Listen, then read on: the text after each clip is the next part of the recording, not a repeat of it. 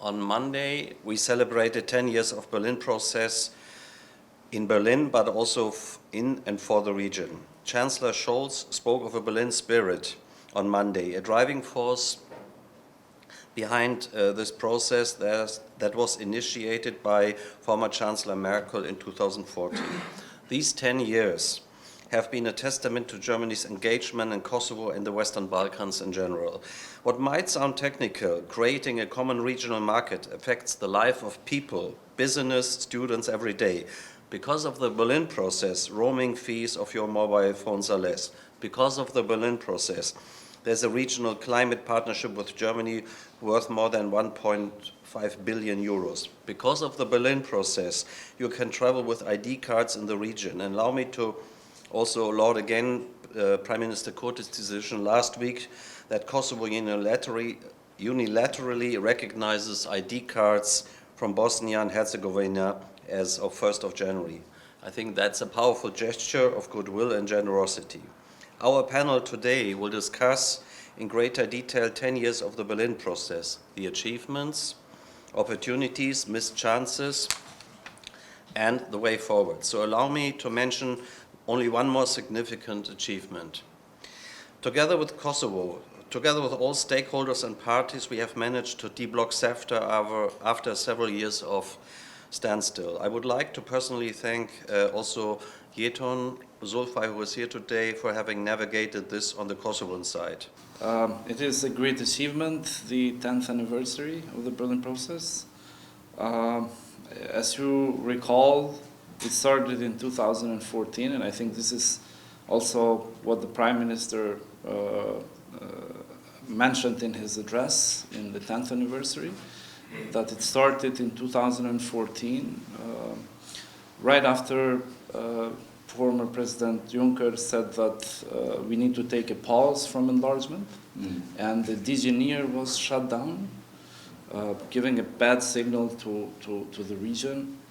But also months after Russian Federation had annexed Crimea.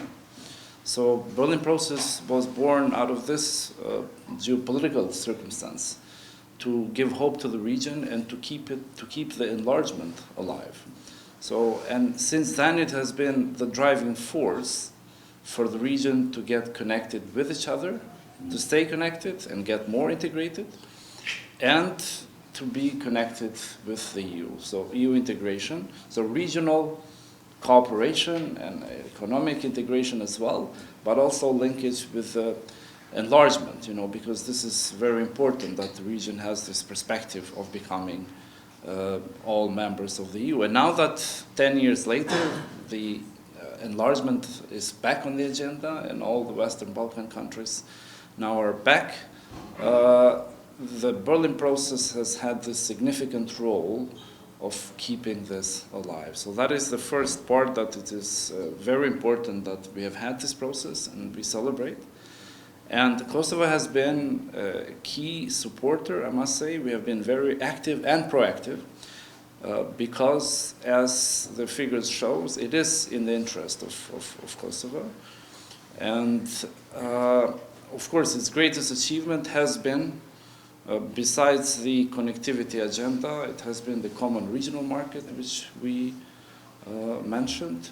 But in itself, it should be more about what we do with it rather than how we have come to endorse the common regional market.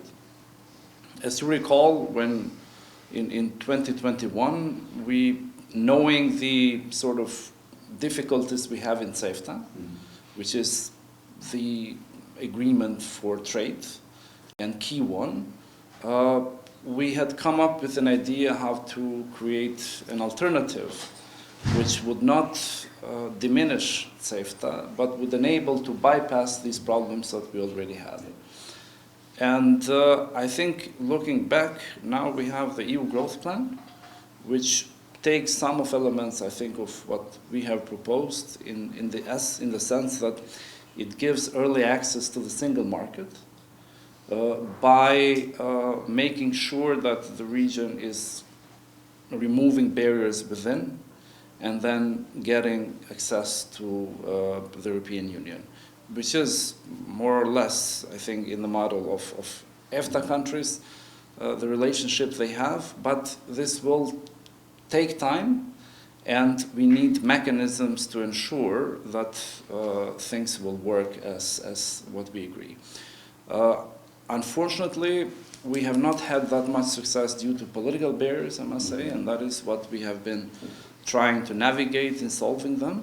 And the Berlin process has been the mechanism to help us do that. So it's not just in Brussels, we have pretty much a straightforward dialogue between Kosovo and Serbia, facilitated by the European Union. But in Berlin process, we are Western Balkan 6, and there I think the approach is that we see what is in the interest of the region, and with equality at the center and citizens as end beneficiaries.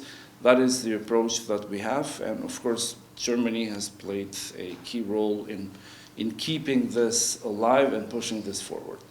So I think in navigating the political issues that we have, that is, we still have work to do, but I think it's a great achievement that now, after years, 16 years of independence, we are now directly represented in CEFTA, and we can shape the policies and the outcomes and take advantage of what CEFTA offers, like the new protocol which we have on dispute settlement, which as soon as it is ratified, it will be able to address every barrier, tariff or non-tariff, or violation of the agreement in CEFTA through that dispute settlement mechanism. And I think that's great. So I'll leave it here and then come back. I think that's... Well, in what the politics and the governments should do is to create a better environment in terms of regulation internally and in terms of agreements with neighboring countries and organizations, so that to extend opportunities. And then what the businesses should do is that they should be innovative, creative, competitive, and that's their part, what the economy should do. So that is why it is important that what we have engaged in is to bring new agreements that would expand these opportunities. When you look the 5 agreements which we already have signed, what they do is that they extend this mobility, so that, take for example the tech sector, which we export services. We could attract more people to come to Kosovo from the region that could work in the expanding sector.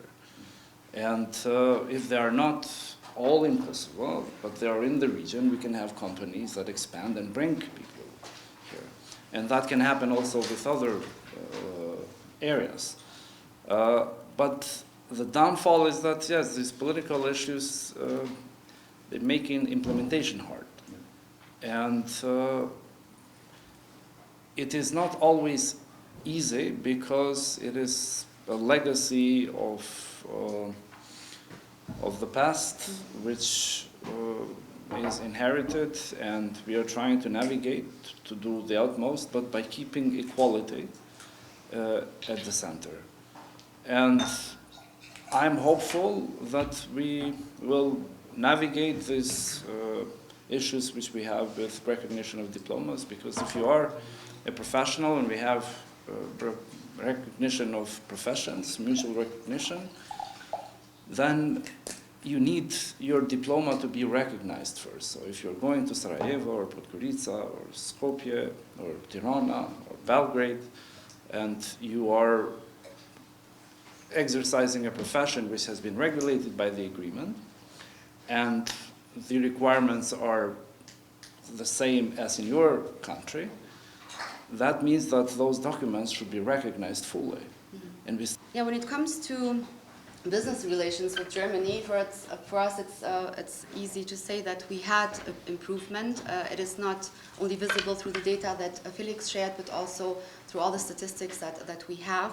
And part of this is not only the Berlin process. It would not be correct to say that it is a direct impact from the process, but we have a huge diaspora there, and traditionally Germany has been the biggest foreign direct investor in Kosovo. We had an increase in trade as well during the past years, but there are different kind of elements that have played a crucial role here, namely all these supply chain difficulties that German and European companies had during COVID, during all these geopolitical changes now. But however, there are some other parts and mechanisms of the Berlin process that are not being discussed on panels like this. And I would like to focus on these very practical initiatives that were taken through the German government to increase trade and investments in the region.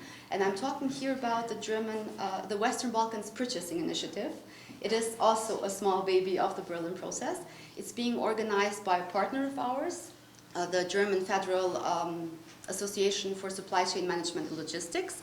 And the idea by this, it started also 10 years ago, was to make German buyers aware that there's a huge potential in finding suppliers in the Western Balkan region. And we're talking about 2014, so it was prior to COVID and all these supply chain diversification problems that they had. So since then, until now, Western Balkan countries have really benefited from this, because there were over 1,000 B2B meetings that were organized to make German buyers aware that they should not only source in Asia, but that they have a potential to source in the Western Balkans. So, and this resulted not only in increase of exports from our countries, but also in joint ventures, but also in potential investments that we see coming.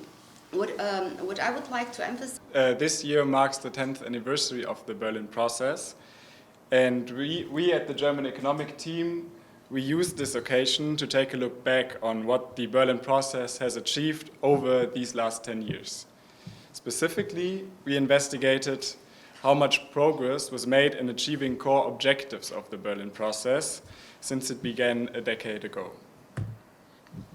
So how did we do this? First, we identified 5 core objectives of the process that can be evaluated quantitatively.